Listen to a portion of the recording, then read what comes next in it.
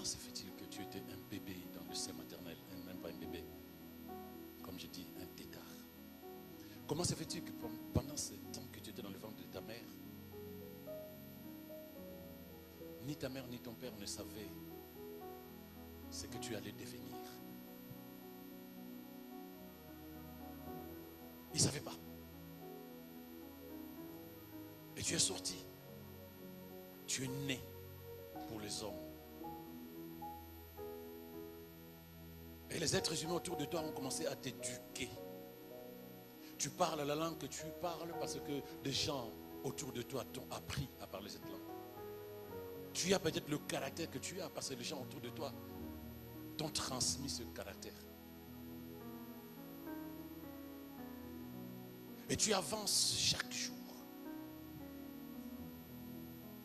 vers ce que tu appelles ton avenir, mais que tu ne maîtrises pas.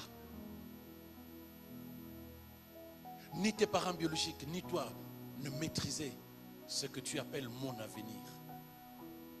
Oui, tu as bien envie que les choses soient comme tu le veux.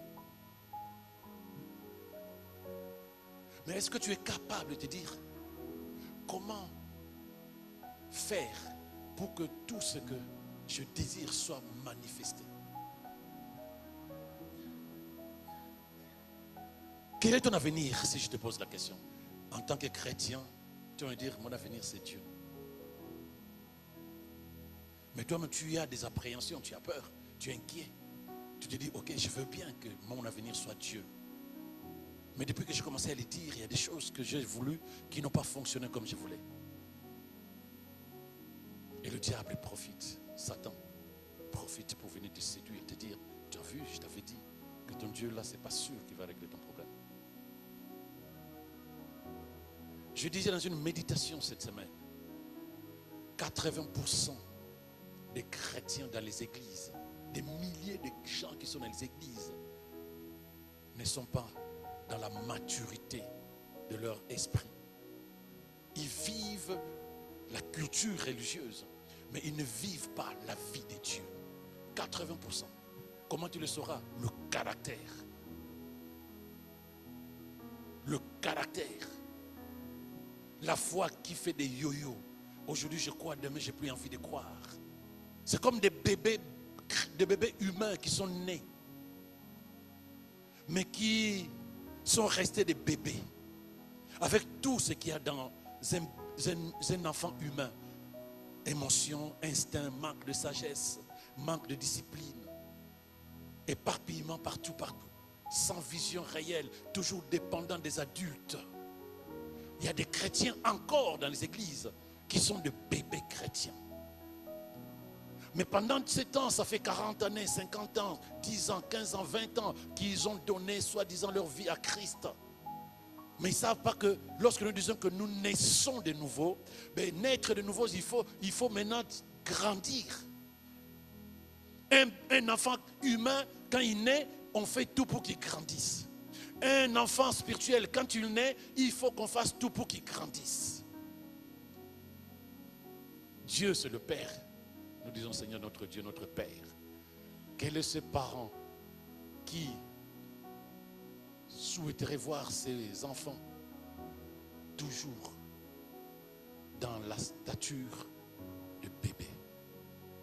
Je disais dans cette méditation, il y a des gens qui aiment les chiots, les petits chiens. C'est joli. On a envie que ça reste comme ça. Mais donne-toi 6 semaines, le chiot devient un grand chien. Tout ce que Dieu a créé grandit. Ton corps a grandi, c'est pourquoi tu as la forme que tu as aujourd'hui. Mais tu n'es pas que physique, tu es aussi spirituel. Ton corps spirituel, si tu ne fournis pas d'efforts pour grandir, il y a un décalage. On te voit adulte dehors, mais à l'intérieur, tu es bébé. Les émotions dominent encore. Les penchants de la chair dominent encore. Manque de stabilité dans la foi. Toujours dépendant des serviteurs et des servantes de Dieu par rapport à ta vie. Tu te frustres en 30 secondes. Tu as peur de tout. Tu ne sais pas comment sera ton avenir. Parce qu'un enfant ne connaît pas son avenir. Parce qu'un enfant a peur de tout. Parce qu'un enfant dépend de ses parents même pour se faire une omelette. Qui es-tu? Gloire à Dieu que tu sois là à ce moment pour m'entendre te parler que la maturité, ce n'est pas un choix. La maturité, ce n'est pas un choix. Est-ce que tu as choisi de devenir une grande dame, un grand monsieur? Non. Parce que c'est naturel.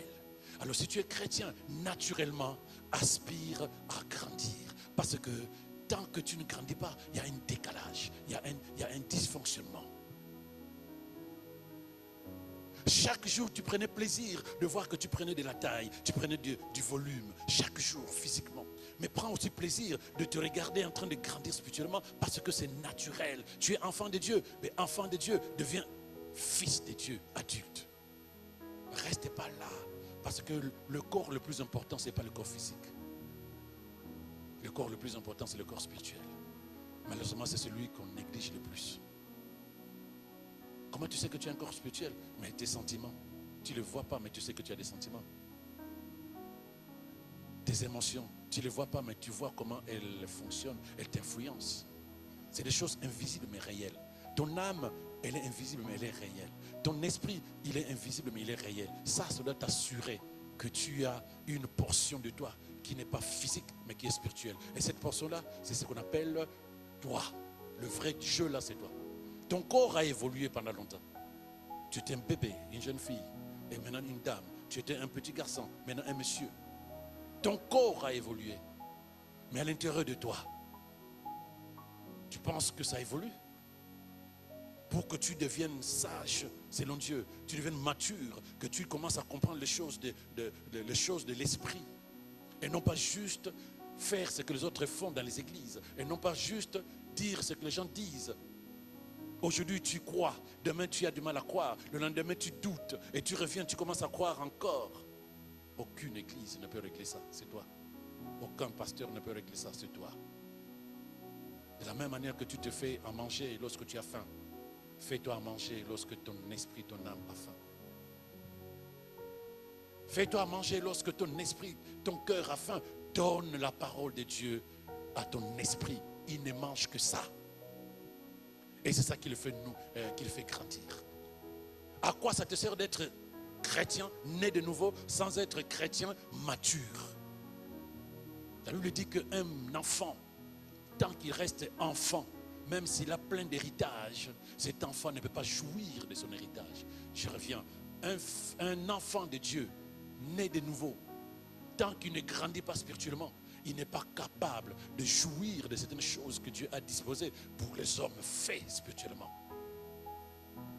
Demande à un enfant de chasser un chien. Incapable, il va fuir. Demande à un enfant de discerner que le monsieur qui arrive là, il veut m'enlever. C'est difficile. Demande à un enfant de rester seul dans une maison où il n'y a pas d'adulte, il y a d'obscurité. C'est impossible. Il y a des choses qu'un enfant n'est pas capable de faire. Demande à un enfant de se faire à manger alors que les parents sont partis en vacances.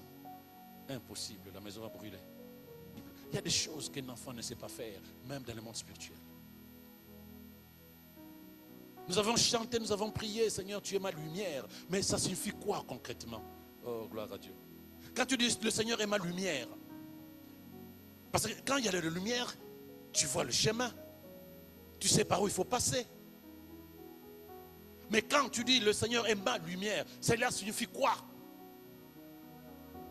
Le Seigneur en question que tu ne vois pas. Comment peut-il être ta lumière? Je parle à des gens qui parlent comme ça dans leur cœur, qui ont des doutes comme ça. Ça, c'est une lumière. Je la vois. Si je dois marcher, je la prends, je marche avec. Dieu, tu ne le vois pas. Pourquoi tu as chanté pendant des années? Pourquoi aujourd'hui, si je dis chantons, Jésus est ma lumière, tu vas le chanter? Quelles sont tes convictions en réalité? Ésaïe 60, versets 1 à 2. On va les lire ensemble. Lève-toi, sois éclairé, car ta lumière arrive. Lève-toi, sois éclairé, car ta lumière arrive. Lève-toi, sois éclairé, car ta lumière arrive. Et la gloire de l'Éternel se lève sur toi. Voici les ténèbres couvrent la terre, et l'obscurité le peuple. Mais sur toi, l'Éternel se lève. Sur toi, sa gloire apparaît. Il y a quelque chose de très important ici. Regarde très bien, il te dit, lève-toi, sois éclairé. Lève-toi, sois éclairé. Il faut que tu bouges. Il faut que tu te lèves. Il faut que tu acceptes. Sois éclairé. Dieu ne s'imposera jamais dans la vie de quelqu'un. Tu peux dire oui, la lumière de Dieu sur moi, à condition que tu sois dans sa présence. Parce que c'est celui qui est la lumière. Ta lumière arrive. Ça, c'est un verset prophétique parce que la lumière, c'est Christ. Pendant qu'Ésaïe avait reçu cette vision, il dit, non, bouge de là. Ne sois pas celle qui s'est dit, je ne sais pas où je vais aller, comment je vais m'en sortir. Non, tu as la lumière qui va t'éclairer sur le chemin de ta vie. La gloire de Dieu se lève sur toi. Voici les ténèbres couvrent la terre, les ténèbres couvrent la terre, mais toi, sur toi, et l'obscurité des peuples, mais sur toi, l'Éternel se lève, sur toi, sa gloire apparaît. Tu ne peux pas dire que tu marches dans la lumière. Tu ne peux pas dire que tu sais où tu vas. Tu ne peux pas dire que tu sais ce que tu dis si tu n'es pas éclairé par la lumière de Dieu. Tu ne peux pas. Parce que les ténèbres couvrent la terre. Les ténèbres, l'obscurité couvre les peuples. Par défaut, le monde dans lequel tu es, que nous vivons, Jésus appelle ce monde, le patron de ce monde, comment il s'appelle? Le prince de ténèbres. Comment peux-tu penser sans Dieu que tu peux vivre dans la lumière? L'environnement dans lequel tu es, ce sont les ténèbres. Et toi, tu penses que tu es sage. Parce que la sagesse, c'est la lumière de Dieu. Et toi, tu penses que tu es éclairé dans les décisions que tu prends, dans les paroles que tu dis, dans les actions que tu poses. Sans la sagesse de Dieu, tu te dis, je suis capable de marcher dans la lumière. C'est la folie. Il dit, les ténèbres couvrent la terre. Nous sommes sur la terre. Jésus dit, le prince de ce monde, c'est le prince de ténèbres. Si tu n'as pas Jésus, où as-tu trouvé la lumière qui te fait croire que tu marches dans la lumière? C'est la folie. Proverbe 6, 23. Car les recommandations sont comme une lampe. L'enseignement est comme une lumière. Les réprimandes et les avertissements nous maintiennent sur le chemin de la vie. Alléluia. Il dit, les recommandations sont comme une lampe. Donc ce que tu me dis, Seigneur, dans ta parole, c'est comme une lampe. Et ce que tu m'enseignes, c'est une lumière. Ça me permet de comprendre ce que je dois faire et ce que je ne dois pas faire. Mais si je n'ai pas tes recommandations, si je n'ai pas tes enseignements, où vais-je trouver la lumière pour avancer sur le chemin de ma vie? Parce que c'est ce que les gens ne comprennent pas. Les décisions que tu prends, tu les prends sur la base de quoi? Quelles sont les inspirations qui t'amènent à prendre des décisions de ta vie? À faire le choix de ta vie? Quelles sont les influences qui t'amènent à dire c'est ce que je veux faire, c'est comme ça que je vais parler? Il n'y a que la parole de Dieu qui est lumière de Dieu. Or, la parole, c'est Christ. Évidemment, je reviens sur la question que je nous ai posée. Comment le Dieu qu'on ne voit pas peut-il être notre lumière sur le chemin de notre vie? Alléluia. Parce que, bien-aimé, tu fonctionnes par rapport à ce qu'il te dit de faire. À ce moment-là, tu le fais. L'éducation que nous avons reçue de nos parents, de nos tuteurs, ils ne sont pas là aujourd'hui. Mais nous savons pratiquer certaines choses que nos parents nous ont données, pour ceux qui ont eu des parents. Nous savons pratiquer les choses qu'on nous a enseignées. Est-ce que ces gens sont avec nous? Non. Ils ont transmis par des paroles. Ils ont transmis par des paroles. Pour ceux qui veulent le physique. Mais Jésus a été l'exemple d'un enfant de Dieu qui marche selon la parole. Donc, la parole, nous l'avons. Comme si un parent nous transmettait ses recommandations pour que nous pratiquions et que nous devenions ce qu'il veut. Et si nous disons, oui, moi je veux voir quelqu'un qui a vécu selon la parole de Dieu, de Jésus. Mais comment tu sais? Mais parce que la Bible parle de l'histoire d'un être humain qui s'appelle Jésus. Si je te parlais du Saint-Esprit, tu dis, oui, je ne sais pas de quoi il s'agit. Si je parlais de Dieu, tu ne sais pas, je ne sais pas. Tu vas me dire, non, mais Dieu, c'est invisible. Mais Jésus, même les êtres humains, les païens savent que le monsieur, il a existé véritablement, physiquement.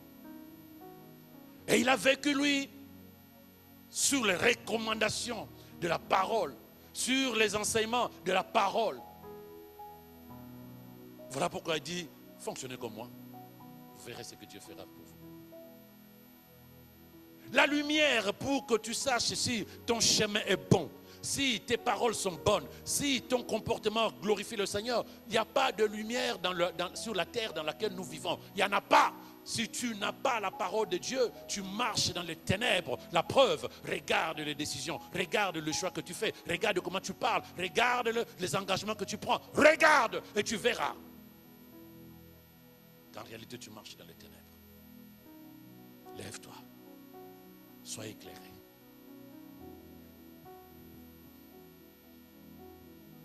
Il faut que tu te rappelles une chose.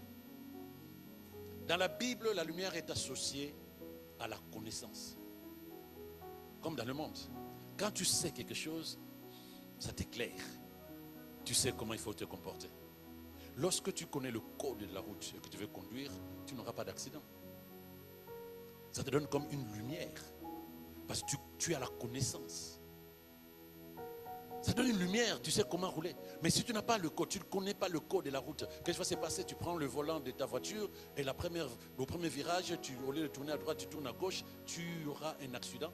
Pourquoi? Parce que tu n'avais pas la connaissance. C'est comme quelqu'un qui marchait sans lumière.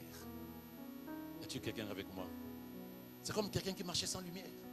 Donc lorsqu'on te parle de lumière dans la Bible, c'est la connaissance, la vérité. C'est la guidance divine.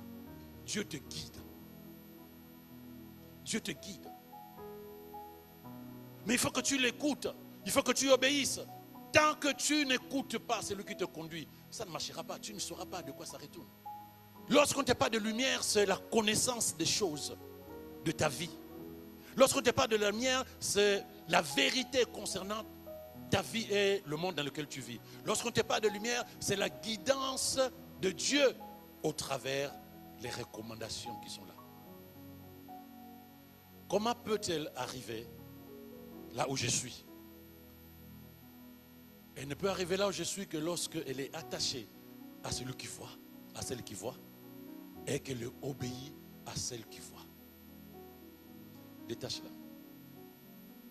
Oui, viens te mettre ici. Explique-lui comment elle peut arriver là où je suis. Non. Oui. Parle-lui.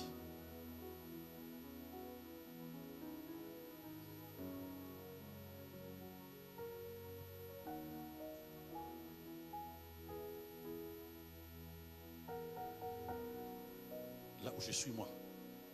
Oui. Parle à haute voix. Parce que tu sais, frère Francis ne t'entend pas.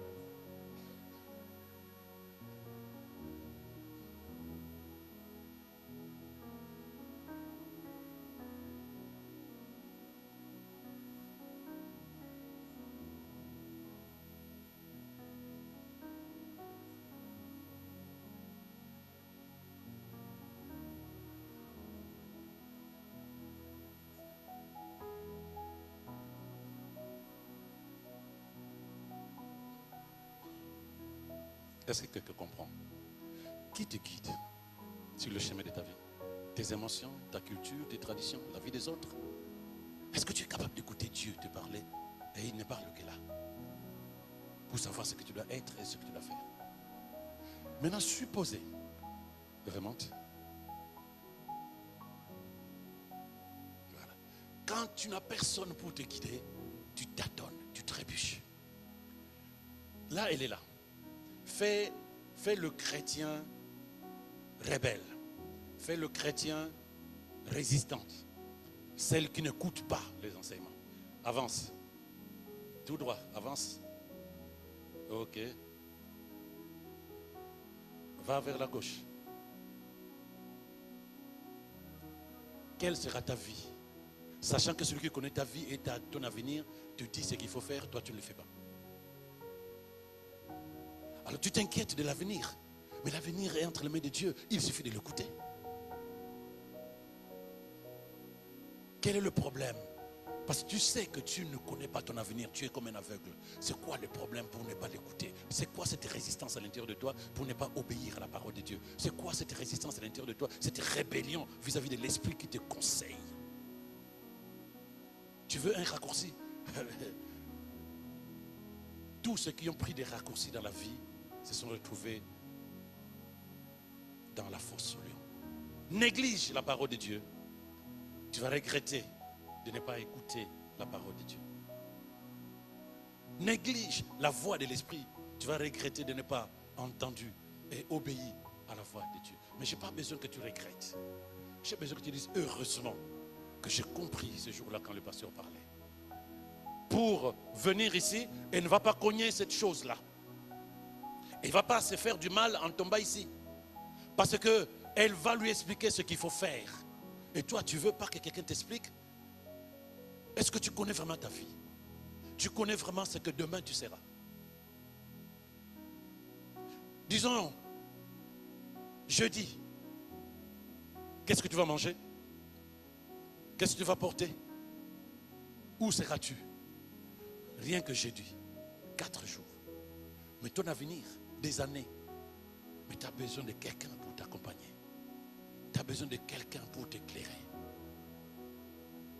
Il faut de la confiance envers Dieu. Lui, il connaît ta vie. Il connaît le chemin. Il connaît les ennemis de ta vie. Il faut de la confiance envers Dieu pour que tu sois capable de dire ce que tu me diras, c'est ce que je ferai. Depuis quand tu as décidé de ne plus avoir confiance en Dieu? Le Dieu qui t'a créé. Mais ça fait bizarre. Qui peut t'amener là où tu veux aller? Puisque ta vie est dans la parole. Il faut de la confiance.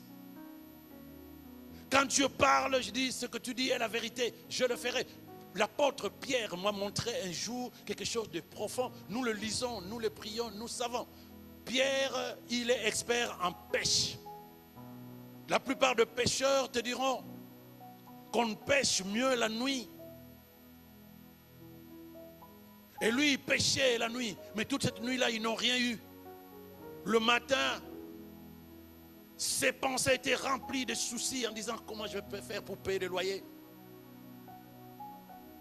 Le frais d'inscription pour ma fille qui va à l'université, qu'est-ce que je vais faire? Il y a ma belle-mère qui a encore ses fièvres hebdomadaires. Là, je ne sais pas qu'est-ce qu'il faut faire. Il faut qu'on fasse des examens.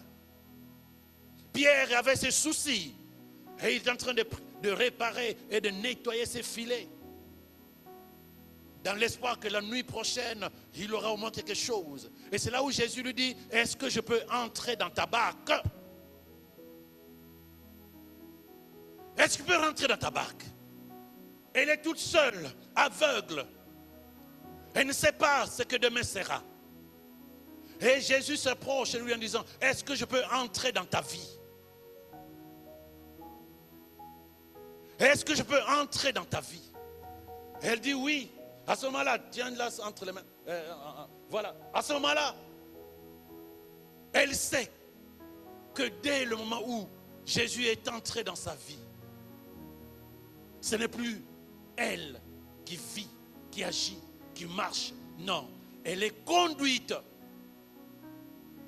Donc si elle doit arriver où je suis, elle s'accroche juste à la main de Georges pour l'amener ici. Tu as chanté, tu as prié, Seigneur, je m'attache à toi. Est-ce que tu le suis là où il va? Est-ce que tu le suis? Est-ce que quand il dit stop, arrêtons-nous là, toi tu dis non, les autres je les vois arriver déjà? Ou toi tu dis, bon, j'ai confiance en toi. Il est la lumière qui t'éclaire parce que humainement parlant, tu ne vois pas le monde spirituel, tu ne le vois pas. Il est celui qui connaît ton avenir parce que humainement parlant, tu ne sais même pas ce que tu mangeras demain. Il est celui qui connaît le chemin de ta destinée. Parce qu'en réalité, même tes parents qui t'ont mis au monde, eux-mêmes ont été totalement déconnectés parce qu'eux-mêmes ne savent même pas où ils vont demain. Pour ceux qui sont encore vivants. S'attacher à Dieu. Est-ce que je peux entrer dans ta vie? Est-ce que je peux rentrer dans ta barque? Seigneur, toute la nuit nous n'avons pas péché. Arrête d'amener tes problèmes à Dieu. Quand Dieu te dit, je suis là pour toi, dis-lui, j'ai confiance en toi. Je sais que là où tu m'amènes, j'arriverai pour la gloire de ton nom. Mais il a dit quelque chose, le frère Pierre. Il a dit, on n'a rien eu toute la nuit, mais à ta parole, à ta parole, à ta parole, je jetterai le filet. Qu'est-ce qui fait que tu n'aies pas envie d'être attaché en Jésus? Qu'est-ce qui te fait croire que tu es supérieur en intelligence, en sagesse, en capacité avec Dieu? Pour que tu n'aies pas envie de marcher selon ses principes, pour que tu n'aies pas envie de marcher selon la connaissance qu'il a, lui, sa guidance. Le doute qui remplit le cœur des chrétiens, l'incrédulité qui sévit dans la vie de certains chrétiens dans les églises, parce que simplement, ils n'ont pas confiance en la parole comme lumière pour éclairer leur chemin sur le chemin de la vie. Le psaume 119, verset 105, il dit, ta parole est une lampe à mes pieds et une lumière sur mon sentier. Regarde très bien ce que je vais faire. C'est une lampe à mes pieds. Une lampe n'éclaire pas ton chemin.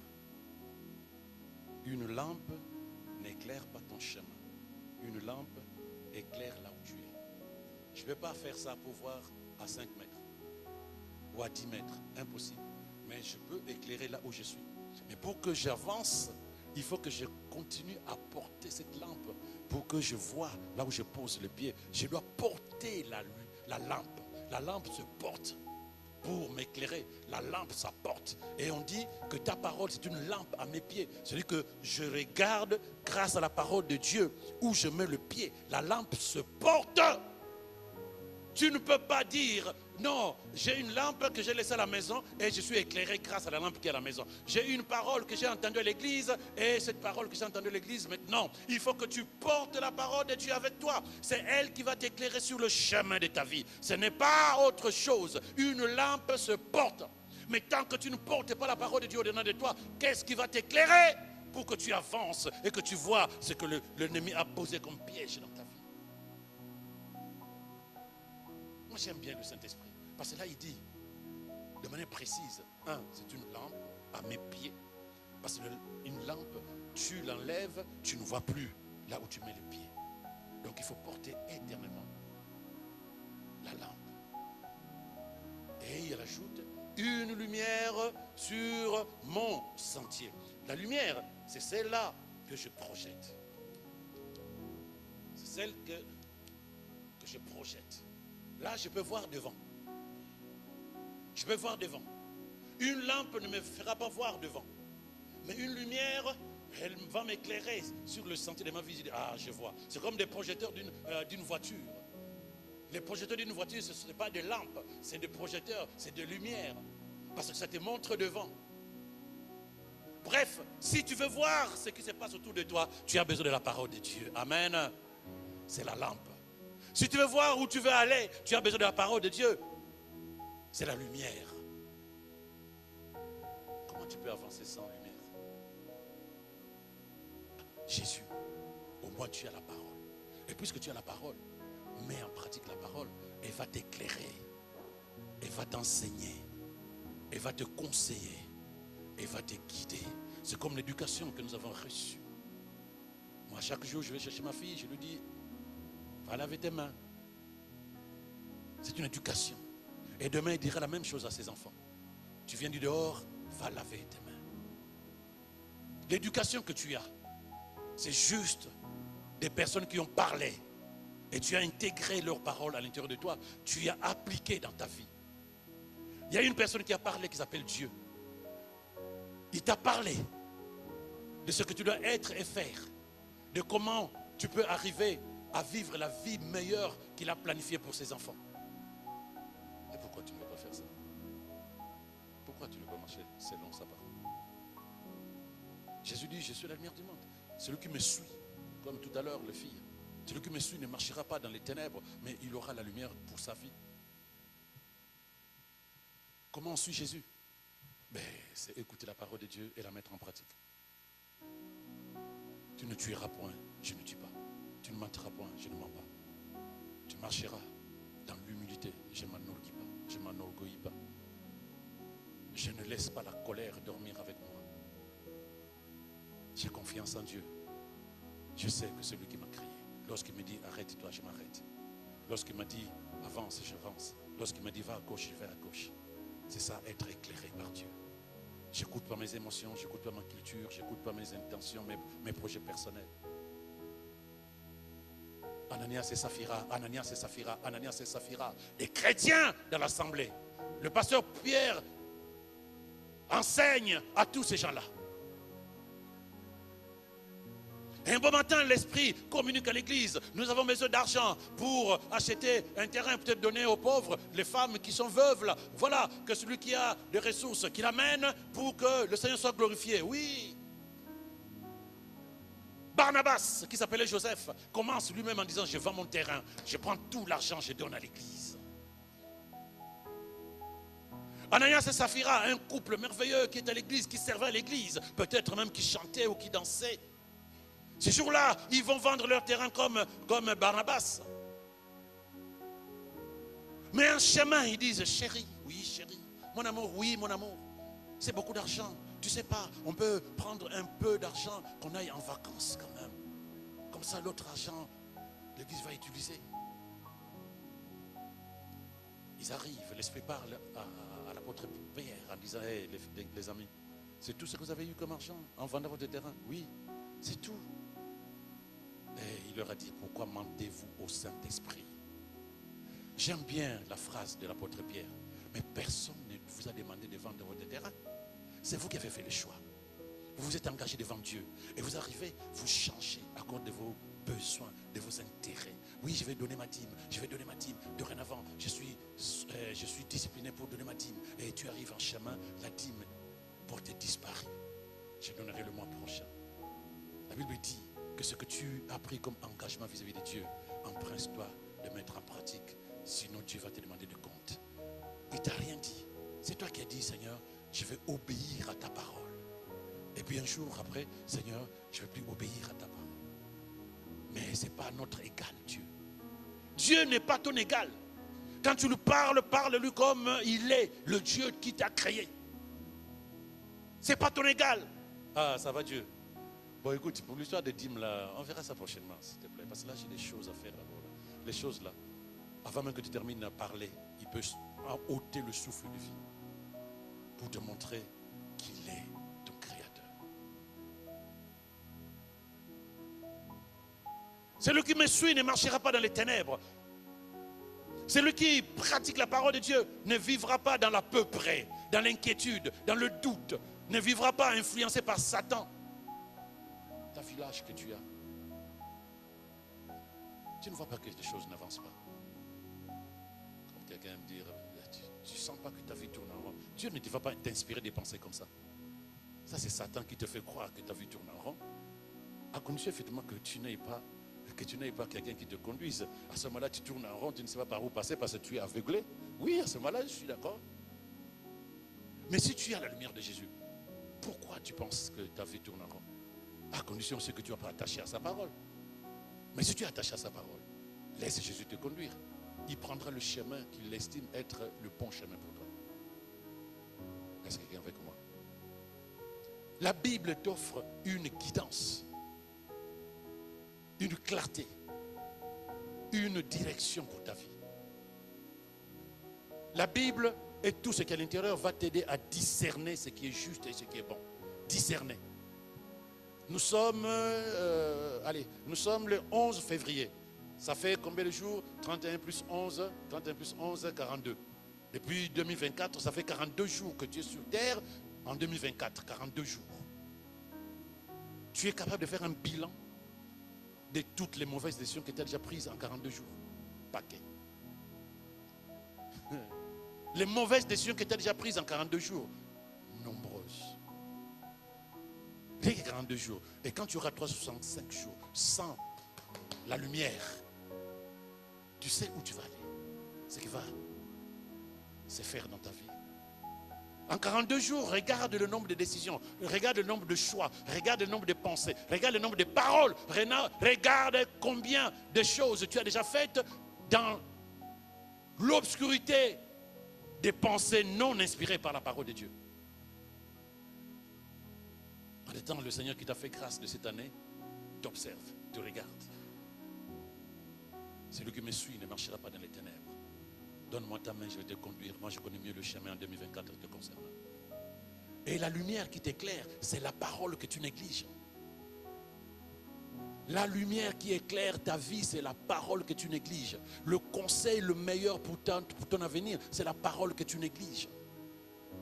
Tu connais déjà la parole de Dieu? Parce que tu connais un verset. Tu connais déjà la parole de Dieu parce que ça fait 15 ans, 20 ans, 30 ans que tu es dans les assemblées. La parole, c'est chaque jour. Moi, ça me plaît quand je découvre quelque chose. Tu as lu ce verset 10 fois. La 11e fois, l'Esprit te révèle quelque chose que tu ne connaissais pas. Oh, que ça te fasse, que ça te fait du bien. Si tu n'attends pas à voir quelque chose de nouveau dans la Bible, tu n'auras pas envie de lire la Bible. Si tu ne t'attends pas à avoir quelque chose de nouveau lorsque tu ouvres ta Bible en disant là c'est sûr, comment tu peux dire que je connais la Bible? Comment peux-tu penser une seule seconde que tu sais de quoi Dieu parle? Il est l'esprit. Tu ne connais ni la hauteur, ni la largeur, ni la profondeur de son amour, c'est-à-dire de sa nature divine. Tu ne peux même pas appréhender ce que Dieu est. Va te positionner sur le rivage de l'océan à Narbonne et regarde l'horizon. Toi, tu penses que c'est là où l'océan s'est arrêté. Non, c'est ta limitation. Ce sont tes limites à toi. Donc, en tant qu'humain, tu ne peux pas penser que le 4 ou 5 versets que tu connais, c'est suffisant pour dire je sais de quoi il parle. Quand on découvre ta parole, on reçoit la lumière. Par elle, les gens simples deviennent capables de bien juger. Donc les gens qui n'ont pas d'intelligence, les gens qui n'ont pas de sagesse de vie, les gens qui prennent de mauvaises décisions basées sur les émotions, lorsque la parole prend place à l'intérieur de leur cœur, ils ont la lumière pour marcher, pour prendre des bonnes décisions.